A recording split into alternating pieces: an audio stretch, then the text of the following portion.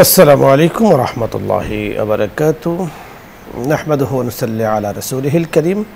قال الله عز وجل في القرآن العظيم: أعوذ بالله من الشيطان الرجيم. بسم الله الرحمن الرحيم.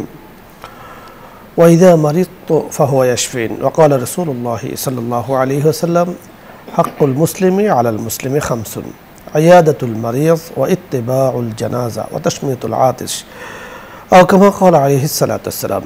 সুপ্রিয় দর্শক মণ্ডলী, কাছে দূরে কিংবা প্রবাসে দেশে যে যে অবস্থান থেকে চোখ রেখেছেন আপনাদের প্রিয় অনুষ্ঠান নিউজ 24 এর পর্দা ইসলাম আমরাকে দেখার জন্য সকলকে আজকের সুন্দর আয়োজনে আমন্ত্রণ জানাচ্ছি, স্বাগত জানাচ্ছি।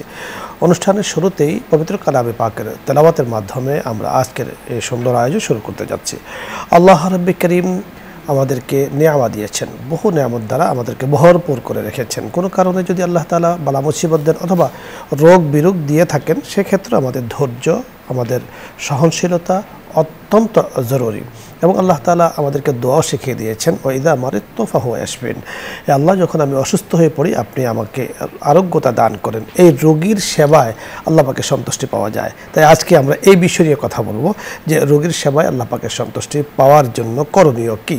এই বিষয় নিয়ে কথা বলবেন বিশিষ্ট ইসলামী চিন্তাবিদ, মিডিয়া আলোচক, ইসলামিক স্কলার মুফতি মোহাম্মদ মুজাহিদ হুসাইন ইয়াসিন, শরঈয়া পরিদর্শক, এনসিসি ব্যাংক। সাথে আছি আমি আমজাদ হুসাইন হেলালি। আসসালামু আলাইকুম ওয়া রাহমাতুল্লাহ। ওয়া আলাইকুম আসসালাম ওয়া রাহমাতুল্লাহ। মুফতি সাহেব কেমন আছেন? আলহামদুলিল্লাহ। আলহামদুলিল্লাহ। আজকে আপনার কাছে আমরা জানবো যে রোগীর সেবায় আল্লাহ পাকের সন্তুষ্টি পাওয়া যায় নিঃসন্দেহে। যে রোগীকে দেখতে যাওয়া মানে সেখানে আল্লাহ পাকের রহমত পাওয়া যাওয়া।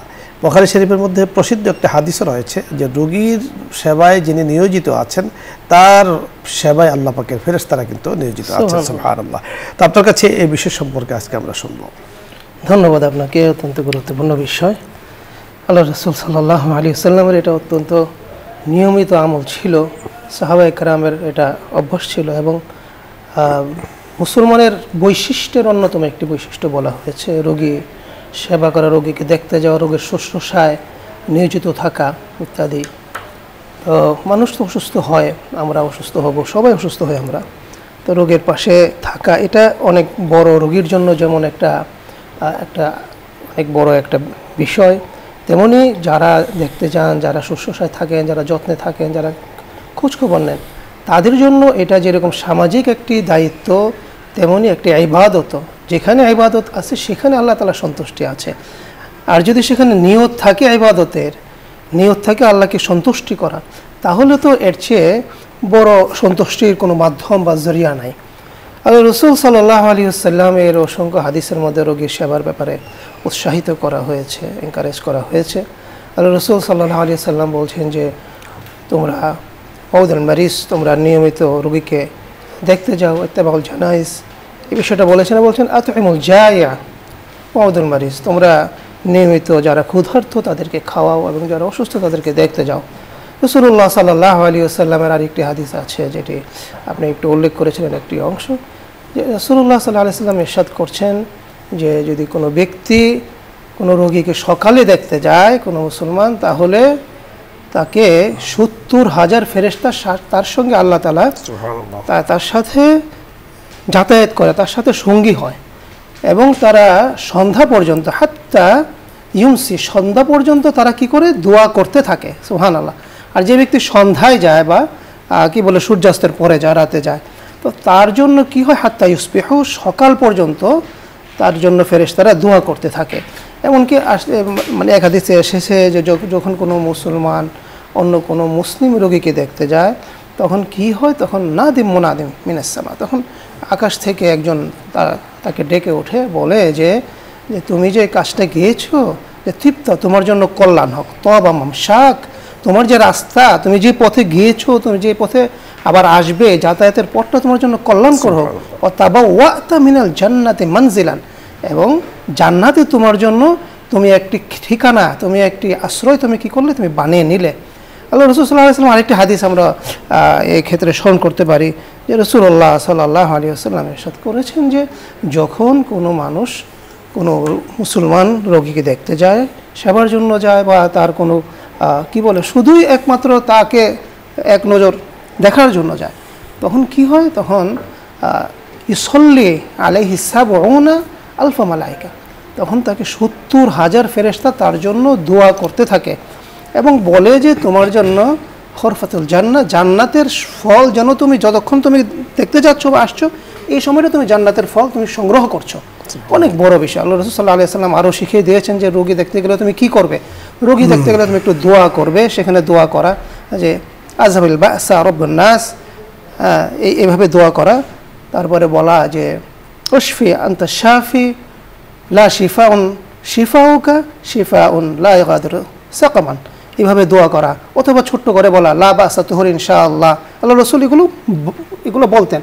আরেকটা হাদিসে বলছেন আল্লাহ রাসূল সাল্লাল্লাহু আলাইহি ওয়াসাল্লাম যে রোগীকে একটু ধরবে, হাতে একটু স্পর্শ করবে, মাথায় ধরবে, বলবে আসআলুল্লাহুল আযীম রাব্বাল আরশিল আযীম আন ইয়াশফিকা ওয়া ইয়াফাকা মিন কুল্লি বালাইন ওয়াল আখিরা, অথবা আসআলুল্লাহুল আযীম রাব্বাল আরশিল আযীম আন ইয়াশফিকা 7 বার পড়বে। 7 বার পড়লে কি হবে, যদি আল্লাহ তাআলা তাকে মত না দিয়ে থাকেন তাহলে আল্লাহ তাআলা এই দোয়ার বদলে তাকে সুস্থ করবেন, যিনি দোয়া করেছেন তাকে আল্লাহ তাআলা রোগ থেকে সুস্থ করবেন। বড় চমৎকার আপনি বলছিলেন। দর্শক মণ্ডলী, সারা দেশেই আমরা যতটুকু ইতিমধ্যে জানতে পেরেছি, ডেঙ্গুতে অথবা চিকুনগুনিয়াতে বিভিন্ন মানুষই আক্রান্ত হয়ে আছেন।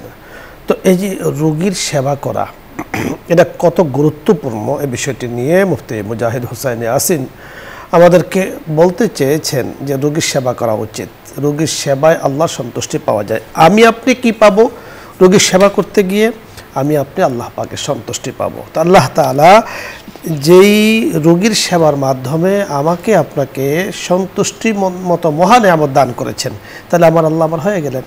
আল্লাহ রাব্বুল আমাকে সব রোগ বালা মুসিবত থেকে হেফাজত করবেন, সমস্যা থেকে হেফাজত করবেন, পেরেশানি থেকে হেফাজত করবেন, আল্লাহ পাকের পারিবারিক অশান্তি থেকে আল্লাহ তাআলা হেফাজত করবেন, ইভেন রাষ্ট্রীয় অশান্তি থেকেও আল্লাহ পাক আমাদেরকে হেফাজত করবেন যদি আমরা রোগীর সেবায় নিজেকে নিয়োজিত করি। অর্থাৎ আল্লাহ পাকের সন্তুষ্টি অনেক কারণে পাওয়া যায়, তার মধ্যে অন্যতম কারণ হলো যে রোগীর সেবা করা। কখনো রোগী যেন নিজেকে হীনবদ্ধতার শিকার না হয়ে যান, নিজেকে ছোট মনে হয় যে আমার কাছে কেউ নেই, কেউ আমাকে দেখতে আসছে না, অথবা কেউ আমাকে অন্যভাবে দেখছে, অথবা আমার কাছে আসলে সে কি যেন মনে করছে। এই ধরনের মনে করার কোনো সুযোগ কিন্তু রোগীকে দেয়া ঠিক হবে না। রোগী যেন বুঝে যে আমার সাথে অনেকেই আছে এবং আমার বিষয়টাকে অন্যভাবে কেউ নিচ্ছে না। কারণ হলো মানসিক প্রশান্তি, রোগীর এই যে দিলের যে অবস্থাটা তৈরি হবে আপনার সেবার মাধ্যমে, তার সাথে কথার মাধ্যমে, অর্ধেক রোগ কিন্তু এইভাবে ভালো হয়ে যাবে। আমরা দেখেছি অনেক অভিজ্ঞ দিনদার ভালো ডাক্তার যারা, তারা কিন্তু কথা দিয়ে ব্যবহার দিয়েই অর্ধেক রোগ তারা সেরে ফেলে। সুবহানাল্লাহ। আল্লাহ রাব্বুল কারীম দর্শক মণ্ডলী আমাদেরকে কথাগুলো বোঝার তৌফিক দান করেন। আমরা শুনেছি অনেক ঘরে ঘরেই জ্বরে আক্রান্ত হয়ে আছেন, চিকুনগুনিয়াতে বিভিন্নভাবে মানুষ রোগে আক্রান্ত হয়ে আছেন। আল্লাহ তাআলা যেন রোগ থেকে শেফায়ে কামেলা আজলা দান করেন। আল্লাহ পাকের সুন্দর জমিন, সুন্দর হাওয়া বাতাস, সুন্দর পৃথিবী আল্লাহ তাআলা আমাদেরকে দিয়েছেন, আমরা যেন সুস্থতার সাথে আল্লাহ পাকের নিয়ামতের শুকরিয়া আদায় করি। মনে রাখবেন কবি যে বিষয়টা আমাদেরকে বলে দিয়েছেন, শুকরে নিয়ামত নিয়ামতাত আফজুকুনাদ কুফরে নিয়ামত আজকাফাত বিরুকুনাদ। নিয়ামতের শুকরিয়া আদায় করব, আল্লাহ তাআলা আমাদেরকে নিয়ামত বাড়িয়ে দেবেন। আর কোনো কারণে যদি আল্লাহ পাকের কোনো নিয়ামতের আমরা অশুকরিয়া করি, অকৃতজ্ঞতা জ্ঞাপন করি, তো আল্লাহ পাক কমিয়ে দিবেন এবং বলেছেন শাস্তিও দেবেন। আল্লাহ তাআলা আমাদেরকে মাফ করুন। দর্শক মণ্ডলী, আলোচ্য বিষয় নিয়ে আপনাদের কোনো প্রশ্ন থাকুক অথবা ইসলামের কোনো কিছু জানার প্রয়োজন হয়, আপনি প্রশ্ন করুন, আমরা চেষ্টা করব কথা বলার জন্য। আসসালামু আলাইকুম ওয়া রাহমাতুল্লাহ। দর্শক নাম বলে পরিচয় দিয়ে প্রশ্ন করুন। ওয়ালাইকুম সালাম। ওয়ালাইকুম সালাম, ফরিদপুর থেকে বলছি আমি রোকেয়া বেগম। জি হুজুর, আমি তাহাজ্জুদের পরে বা আমার ফজরের আগে তাহাজ্জুদ পড়ে আগের কাজা নামাজ বাংলায় নিয়ত করি, বা তাহাজ্জুদ পড়ে তারপরে কাজা নামাজ পড়ি, আগের কাজা নামাজ। ঠিক আছে, ধন্যবাদ, আমরা বুঝতে পেরেছি। অর্থাৎ আপনি তাহাজ্জুদের পরে কাজা নামাজ পড়েন, ঠিক আছে, কোনো সমস্যা নেই, আপনি পড়তে পারেন। কাজা নামাজগুলো আপনাকে আদায় করতেই হবে। মোহতারাম, ঠিক আছে। তো যে উনি সম্ভবত আর একটা ওই বাংলায় নিয়ত করেন, আর কিন্তু নিয়তের বিষয়ে সম্ভবত ওনার বাংলা আরবির একটা প্রশ্ন থাকতে পারে। নিয়ত যদি নিয়ত হলো মনের ইরাদা ফালিয়াকফিকা, মনের ইরাদা, মনের উদ্দেশ্য, ইচ্ছা যেটা করে সেটাই হলো নিয়ত। সুতরাং এখানে যদি আপনি আরবি নিয়ত না পারেন, আরবি নিয়ত করার কোনো দরকার নেই। মুখে উচ্চারণ যদি না করতে পারেন তবে অসুবিধা নেই। মনে ইচ্ছা করেছেন আমি অমুক কি বলে ওয়াক্তের নামাজের কাজা আমি আদায় করছি, সেটা মনের মধ্যে আপনি সেটা জপ করলেই বা মনে ইচ্ছা করলে সেটা যথেষ্ট হয়ে যাবে। সুন্দর বলেছেন। পরবর্তী দর্শক, আসসালামু আলাইকুম ওয়া রাহমাতুল্লাহ। উঠে দিবেন না নাকি? দুইটা চার না বসুন্ধরা কি করছে? বসুন্ধরা তো কিছু কোনো কাজে না। বুঝতে পারি, আমরা বুঝতে পারিনি আপনি কি জানতে চেয়েছেন। পরের দর্শক, জি আসসালামু আলাইকুম ওয়া রাহমাতুল্লাহ। হুজুর আসসালামু আলাইকুম। ওয়া আলাইকুম আসসালাম ওয়া রাহমাতুল্লাহ। হুজুর, প্রশ্ন বলুন। হুজুর আমি প্রশ্ন করব না, আপনার সঙ্গে এই কথাটা শেয়ার করব। বলুন। হুজুর, আমার মা মারা গেছে, আল্লাহ তো আজকে তাকে নিয়ে যাবে। প্রতিদিন আমার মায়ের সঙ্গে কথা বলতাম, সেদিন কেন আমার মা কথা বলল? আর মেয়েদের তো কবরস্থানে যাওয়া হয়, যদি কবরের ছবি আমি মোবাইলে তুলে আনে ওখানে যদি সালাম দেয় তাকে মোবাইলের মাধ্যমে, তাহলে কি সে বুঝতে পারবে? দেখুন, সুন্দর বলেছেন। আসলে আপনি কোনো প্রশ্ন করেননি, আবেগের বিষয় নিয়ে আপনি কথা বলছেন। আবেগ অনেক সময় আসাটাই স্বাভাবিক, এবং আবেগকে দমাতে হয় বিবেক দিয়ে। এই কথাটা খুব মনে রাখতে হবে। আবেগকে চাপিয়ে রাখতে হয় বিবেক দিয়ে। আমার আবেগ অনেক কিছু করতে চায়, আমার বিবেক দিয়ে তাকে বন্ধ করে রাখবো।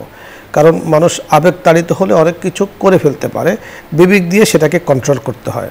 তো আপনি যেমনটি বলেছেন যে আপনার মজার ইন্তেকাল করেছেন, নিঃসন্দেহে আমরা ওনার জন্য জান্নাত কামনা করছি, আল্লাহ তাআলার কাছে রুহের মাগফিরাত কামনা করছি। তো এখন আপনি মোবাইলে ছবি উঠালেন, অথবা ওনার কি বলে কবরে গিয়ে সালাম দিলেন, বা মোবাইলে কবরে ছবি উঠাইয়া সেখানে সালাম দিলেন, এগুলো সম্পূর্ণ আবেগের বিষয়। আপনি যে কাজটি করবেন তা হলো কোরআন পড়ে আপনি ওনার জন্য দোয়া করবেন, সাদাকা করে ওনার জন্য দোয়া করবেন, এবং আল্লাহ রাব্বি কারীমের কাছে যে বিষয়টি বলবেন যে আল্লাহ ওনাকে ক্ষমা করে দিন, রাব্বির হামহুমা কামা রাব্বায়ানি সাগীরা, আল্লাহ আম্মা জানকে আপনি ক্ষমা করে দিন, আম্মা আমাকে ছোটবেলায় লালন পালন করেছেন। যে আবেগের কথাগুলো আপনি বলেছেন, অনেক দয়া দিয়ে, অনেক আদর দিয়ে, সোহাগ দিয়ে, স্নেহ মমতা দিয়ে, ভালোবাসা দিয়ে আপনাকে বড় করেছেন, আমাদেরকেও তাই করেছেন, আল্লাহ ওনাকে আপনি মাফ করে দিন। এই কথাগুলো বলেন, আল্লাহ পাক দিল থেকে বলুন, আল্লাহ পাক শুনবেন ইনশাআল্লাহ। পরবর্তী দর্শক, জি আসসালামু আলাইকুম ওয়া রাহমাতুল্লাহ। হ্যালো, জি প্রশ্ন করুন। আসসালামু আলাইকুম। ওয়া আলাইকুম আসসালাম ওয়া রাহমাতুল্লাহ। হুজুর, অনেক দিনে লাইনটা পাইছি, আমি খুব খুশি হয়েছি, আমি প্রত্যেকদিন এটা দেখি। জি বলুন। হুজুর, আমি লংগদু থানায় অনেকদিন পরে লাইনটা পাইছি, আমি অনেক খুশি হয়েছি, আমি সবসময় এটা দেখি। জি ধন্যবাদ। আমার জন্য দোয়া করবেন। সকলের জন্য দোয়া করছি, আপনার জন্য বিশেষ দোয়া থাকলো, আপনি নিয়মিত আমাদের এই অনুষ্ঠান দেখেন। পরের দর্শক, আসসালামু আলাইকুম।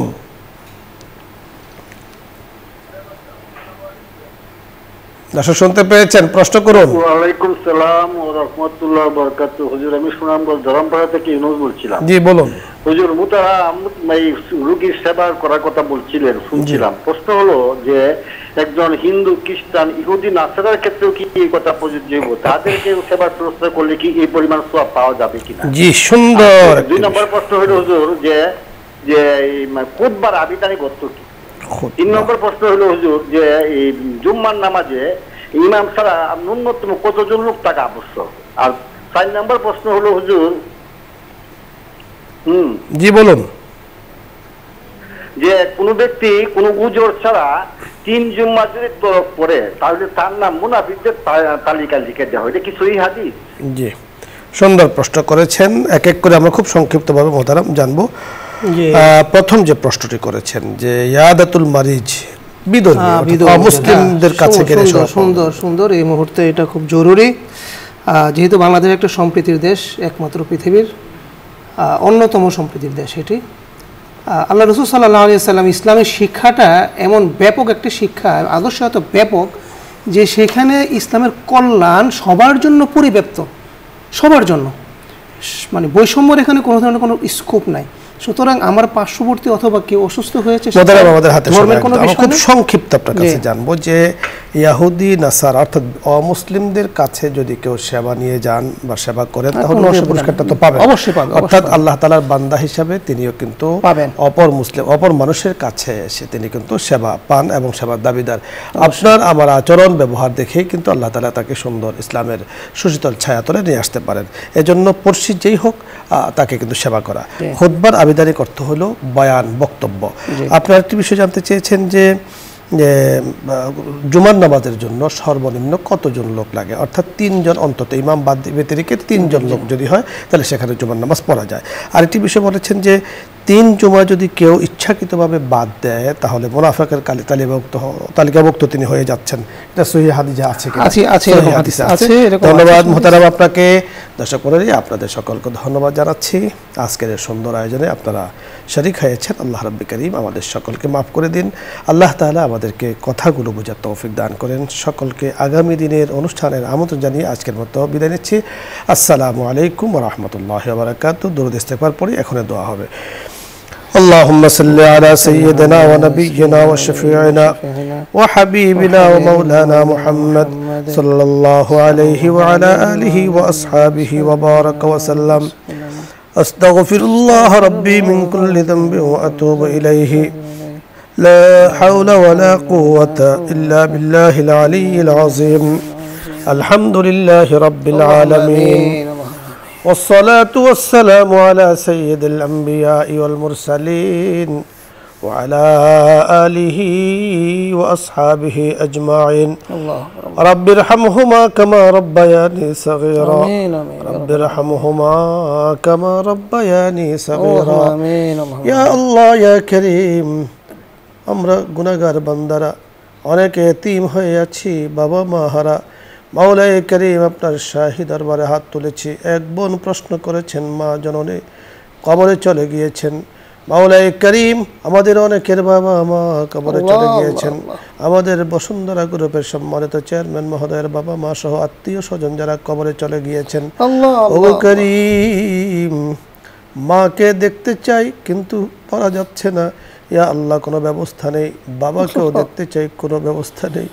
মাওলায়ে কারীম, ওই বোন বলেছেন মার কবরকে দেখে, মাওলায়ে কারীম সম্পূর্ণ আবেগের বিষয়। ওগো আল্লাহ, মেহেরবানি করে ইয়া আল্লাহ ইয়া কারীম, তাদের জিন্দেগির গুনাহগুলো আপনি মাফ করে দেন। কবরটাকে ইয়া আল্লাহ জান্নাতের টুকরা বানিয়ে দেন, জাহান্নাম থেকে মুক্তির ফয়সালা করে দেন। আজকের এই সুন্দর আয়োজনকে আপনি কবুল করে নেন, আয়োজক বিন্দুদেরকে কবুল করে নেন। আমরা যারা অংশগ্রহণ করেছি আমাদেরকে কবুল করে নেন। তামাম জাহানের উম্মতে মুসলিমাকে কবুল করে নেন। আল্লাহ, দেশের জন্য মানুষের জন্য যা কিছু কল্যাণ তার ফয়সালা করে দেন। তামাম কল্যাণ থেকে মেহেরবানি করে হেফাজত করেন। রোগীর সেবায় যা করণীয় তা করে যেন আপনার সন্তুষ্টি অর্জন করতে পারে সেই তৌফিক দান করেন। ওগো কারীম, আমাদের বড় প্রয়োজন আপনার সন্তুষ্টি। মাওলায়ে কারীম, আমরা আপনাকে চাই, মেহেরবানি করে আমাদের জন্য সে ফয়সালা করে দেন। মাওলায়ে কারীম, নেক কাজ পরহেজগারদের অন্তর্ভুক্ত আমাদেরকে করে দেন। ইয়া আল্লাহ, পবিত্র উমরায় যারা গিয়েছেন তাদেরকে সুন্দরভাবে উমরা করার তৌফিক দান করেন। জীবনে বারবার রওজা মুবারকে সালাম বলার তৌফিক দান করেন। লাব্বাইক আল্লাহুম্মা লাব্বাইক লা শারীকা লাক লাব্বাইক বলার তৌফিক দান করেন। সাফা মারওয়া ইয়া আল্লাহ দৌড়াদৌড়ি করার তৌফিক দান করেন। মাওলায়ে কারীম, আম্বিয়ায়ে কেরামের স্মৃতি বিজড়িত বিভিন্ন এলাকা বারবার দেখার তৌফিক দান করেন। ঈমানি মজবুতি দান করেন, আমলের মজবুতি দান করেন। মাওলায়ে কারীম, বসুন্ধরা পরিবারকে ইয়া আল্লাহ দ্বীনি কাজে যে মেহনত করছেন, ইয়া আল্লাহ মেহনতগুলোকে আপনি কবুল ও মঞ্জুর করে নেন। দুনিয়া আখিরাতে সর্বপ্রকারে বালা মুসিবত থেকে হেফাজত করেন। আপনার হাবিব রাসূলে আমাদের দোয়াকে কবুল ও মঞ্জুর করে নেন। আমিন। হুরমাতে সাইয়্যিদুল মুরসালিন ওয়ালহামদুলিল্লাহি রাব্বিল আলামিন।